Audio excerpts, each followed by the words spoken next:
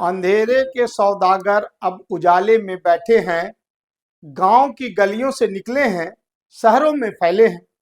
कोई नकाब नहीं, कोई बंदूक नहीं, बस एक क्लिक और आपकी जेब साफ। नमस्कार, मैं परवेज आलम और आप देख रहे हैं the news post for you की खास रिपोर्ट। मेरे चैनल को लाइक और सब्सक्राइब करना ना भूलें।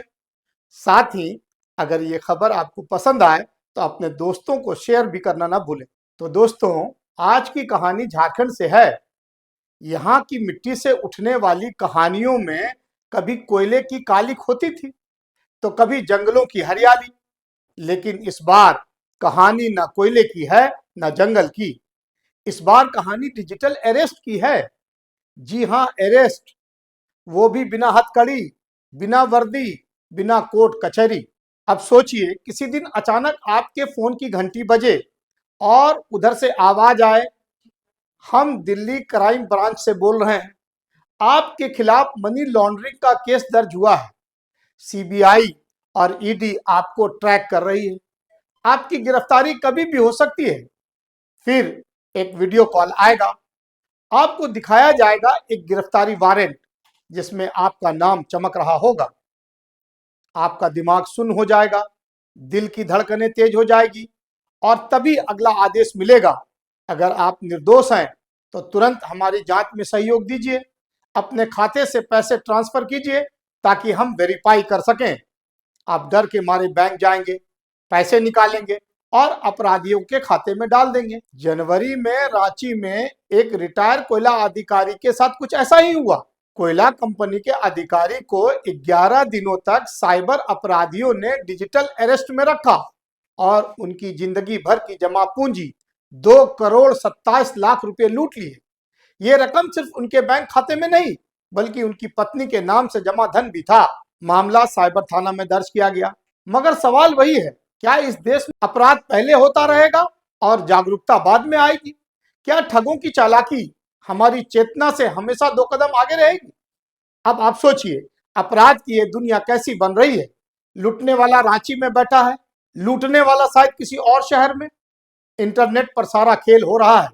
लेकिन जिस देश में पुलिस को एक कागज पर एफआईआर लिखने में घंटों लगते हैं, वहां डिजिटल अपराधियों को पकड़ने की रफ्तार कितनी होगी? झारखंड के देवघर, दुमका, जामताड़ा, बोकारो और गिरिडीह जैसे इलाकों का नाम अब सिर्फ कोयले की खदानों से नहीं, बल्कि साइबर ठगी के डिजिटल गुरुकुल से भी जाना जाता है। छोटे छोटे गांव में बैठे ये टेक्निकल बाबा किसी बड़े शहर के बैंक खातों को मिनटों में हल्का कर देते हैं। पुलिस जब तक इनके पीछे दौड़ती है, ये नए सिम, नए नाम और नए तरीके इजाद कर लेते हैं। इंटरनेट इनका हथियार है और आपकी मासूमियत इनका शिकार। झारखंड में हर दिन नए साइबर ठग निकल रहे हैं। यहाँ के कई इलाकों में ना तो सड़कें हैं, ना रोजगार, लेकिन डिजिटल ठगी का व्यापार खूब फल फूल रहा है। खेतों में हल चलाने वाले हाथ अब कीबोर्ड पर उंगलियां नचाकर लोगों की मेहनत की कमाई उड़ाने में माहिर हो गए हैं। देवघर, दुमका, जामताड़ा, बोकारो और गिरिडीह जैसे जिले अब साइबर अपराध के नए तीर्थ बन गए हैं। यहाँ ठगी दिन के उजाले में होती है। फोन बजता है, दूसरी तरफ से एक मीठी आवाज आती है, सर, मैं बैंक से बोल रही हूँ, आपका केवाईसी अपडेट करना है। और अगले ही पल खाते से पैसे ऐसे उड़ जाते हैं जैसे पतझड़ में सूखे पत्ते हवा के साथ गायब हो जाते हैं। साहेबगंज, जामताड़ा, गिरिडीह ये नाम अब सिर्फ जिलों के नहीं, बल्कि साइबर ठगी के ब्रांड बन चुके हैं। कहते हैं कि शिक्षा रोजगार दिलाती है, पर यहाँ के युवाओं ने बिना डिग्री के ही डिजिटल बैंकिंग में महारत हासिल कर ली है। बैंक वाले जितनी बार कस्टमर को हम आपको कभी फोन नहीं करेंगे कहकर समझाते हैं, यहाँ के ठग उतनी ही चालाकी से हम बैंक से बोल रहे हैं कहकर लोगों को उल्लू बना देते हैं। सरकार साइबर क्राइम रोकने के लिए जागरूकता अभियान चला रही है। हर फोन कॉल लगाने से पहले सरकार आपको साइबर क्राइम होने से रोकने के लिए 1930 का नंबर रटाती है। लेकिन फिर भी लोग रोज नए नए तरीकों से ठगी के शिकार बन रहे हैं। झारखंड के कुछ इलाकों में नेटवर्क नहीं है, लेकिन ठगी करने का नेटवर्क इतना मजबूत है कि देश के किसी भी राज्य के लोग इनके जाल में फंस जाते हैं। कभी ई-केवाईसी के नाम पर, तो कभी लोन और क्रेडिट कार्ड और कभी केबीसी में लॉटरी लगने के नाम पर। सरकारें डिजिटल इंडिया के सपने बेच रही है और इधर डिजिटल ठगी का स्टार्टअप तेजी से बढ़ रहा है। झारखंड के कुछ युवा इसे अलग तरीके से सच कर रहे हैं। बैंकिंग फ्रॉड, यूपीआई स्कैम और ओटीपी लूटने में वे देश के सबसे बड़े विशेषज्ञ बन चुके हैं। झारखंड पुलिस ने कई साइबर ठग गिरोहों का पर्दाफाश किया है। छापेमारी में लैपटॉप, सैकड़ों सिम कार्ड, मोबाइल फोन, फर्जी आधार कार्ड और पैसे तक बरामद हुए हैं। लेकिन सच पूछिए तो यह लड़ाई आसान नहीं है। पुलिस एक तरफ से पकड़ती है तो दूसरी तरफ से नए खिलाड़ी मैदान में आ जाते हैं। साइबर ठग हर दिन अपने तरीकों को अपग्रेड कर रहे हैं, जिसमें एआई टूल्स का इस्तेमाल कर लोगों को चूना लगा रहे हैं। अब इसे डिजिटल क्रांति कहें या डिजिटल चमत्कार, पुलिस कार्रवाई करती है, कुछ गिरफ्तारियां भी होती है, फिर सब कुछ वैसा ही चलता रहता है।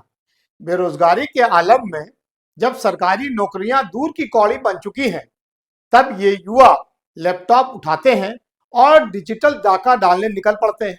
पुलिस छापेमारी तो करती है, लेकिन ठगी का कोड कभी पकड़ा नहीं जाता। आज की युवा पीढ़ी सॉफ्टवेयर इंजीनियर बन रही थी, इधर झारखंड के युवा फ्रॉडवेयर इंजीनियर बन गए हैं। झारखंड पुलिस के प्रतिबिंब ऐप की तर्ज पर भारत सरकार ने एक ऐप I4C तैयार किया है। इस ऐप की मदद से साइबर अपराधियों का पता लगाने में मदद मिलती है। जांच में पता चला कि जामताड़ा, देवघर और दुमका के ठग 300 नंबरों के जरिए देश भर में फ्रॉड कर रहे हैं। I4C ने इन्हीं नंबरों की लिस्ट झारखंड पुलिस को कार्रवाई के लिए सौंपी है। पर सवाल अब भी वही है, क्या साइबर क्राइम पर काबू पाया जा सकता है? जब तक गांवों में रोजगार नहीं होगा, जब तक युवा सरकारी नौकरियों की लंबी कतारों में खड़े रहेंगे, तब तक ठगी का यह धंधा ऐसे ही चलता रहेगा। सरकार को चाहिए कि पकड़े गए लड़कों को जेल में डालने से पहले उनसे एक सवाल पूछे। अगर सही हुनर किसी अच्छी नौकरी में लगाया जाता तो झारखंड सिर्फ खनिज संपदा का नहीं, डिजिटल टैलेंट का भी हब बन सकता था। तो साहब, सवाल बड़ा सीधा है, क्या इस साइबर ठगी का कोई अंत होगा? क्या सरकार रोजगार के नाम पर सिर्फ नारों से आगे बढ़ेगी? क्या पुलिस के पास इतने संसाधन हैं कि वो इस डिजिटल गिरोह को तोड़ सके? जब तक इनका इलाज नहीं होगा, तब तक हर फोन कॉल पर शक करना सीख लीजिए। और हाँ, अगली बार कोई कहे मैं बैंक से बोल रहा हूं, तो हंसते हुए कहिए मैं भी झारखंड से बोल रहा हूं। नमस्कार, जोहार।